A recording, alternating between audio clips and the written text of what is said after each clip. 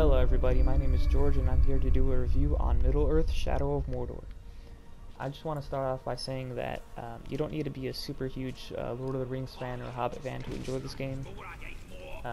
You actually don't really need to be a fan at all. It does a pretty good job of explaining the universe and its lore. With that being said, Tolkien fans, you're not going to be put off by the lack of relations to the movie or the books. There actually are some plots that do relate. But I myself have seen the movies, and I'm not really a super huge fan, but I enjoy the game very much. With that being said, let's explain the story. In the game you play as Talion, which is this guy, and he was a ranger, almost kind of like a guard, and the villain, who is the Black Hand of Sauron, comes and kills his family and him, but instead of dying, a wrath, which is kind of like a ghost of an elf lord, which is this guy, merges with him, and the story and all the quests have to do with finding out who that wrath is and also getting revenge on for the death of your family. The combat in this game has been compared to the Assassin's Creed games and Arkham games. I think Assassin's Creed mainly because of the stealth that you get in it. It's stealth good for you. And Assassin's Creed, and Arkham games because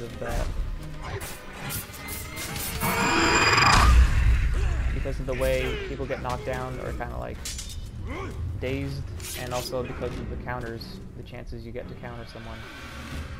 And I think it's very different sometimes because you get these wrath powers where the bow and arrow, and you get to kill people in very different ways than what those games do. iPhone's already going. Here's a chance for me to explain the upgrades that you get. Once you get more XP, you get a new ability point, and you can either upgrade your ranger powers or your wrath powers, and these have a multitude of different things you can do.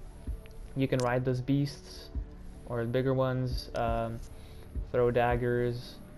For ranger, it has to do with your hit streaks, different ways to kill people with hit streaks. You can poison,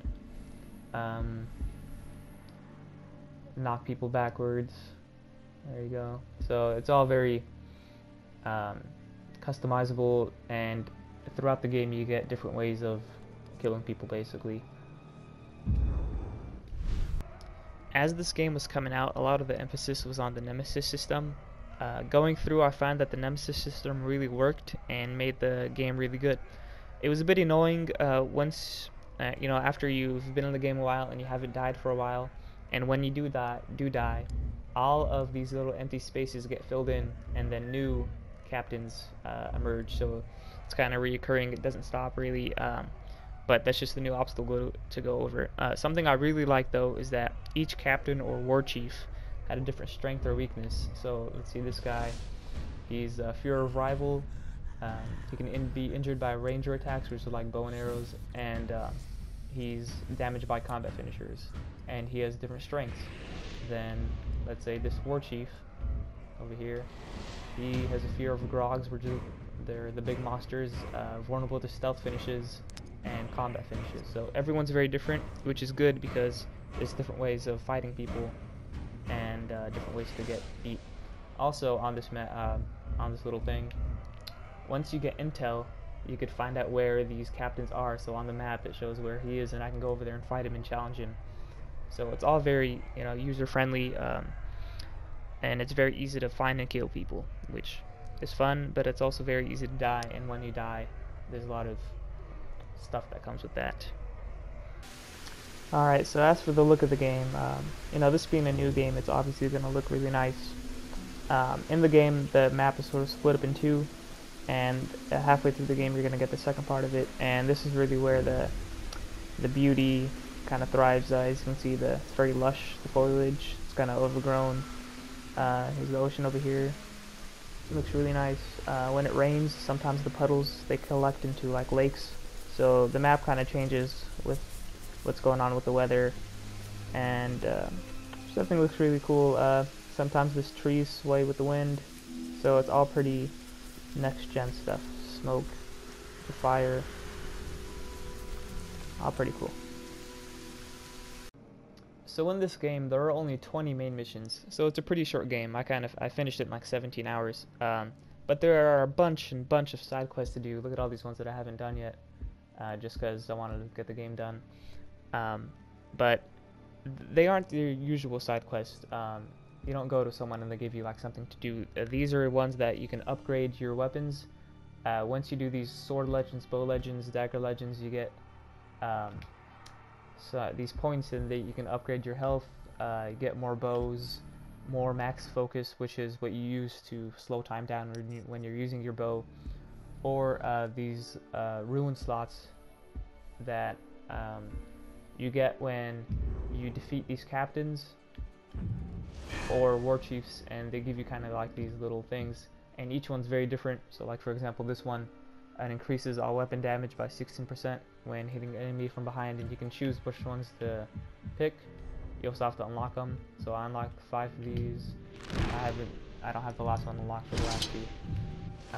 But it's all very customizable, and it helps you throughout the game. Some collectibles to get are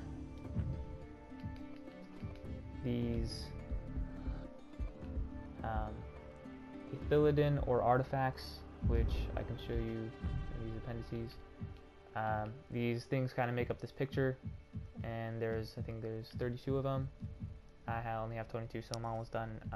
And artifacts, which each kind of piece together a different part of the story in Mordor. And also, there's different things you can kind of read about, nature in Mordor, the people there, the lore, visions that the Wrath gets, and also you get different tutorials and hints throughout the game. Alright, so after everything, I'm going to be giving Shadow of Mordor, Middle-earth Shadow of Mordor, an 8.9 out of 10. Why it's not a 10 is mainly because of the short story it had. Like I said, I finished it in like 17 hours, but I could have done it in less. And also the repetitiveness that it had during the war chiefs and the captains. Slight repetitiveness, not too much. And just because of the way that the story concluded, I felt like it didn't conclude very well. And that's it. Thanks everyone for listening. This is my first game review. Please comment. I thrive on constructive criticism, so let me know how I did. And also like, share, subscribe. Alright, my name is George Kassar, and this has been your Middle-earth Shadow of Mordor review.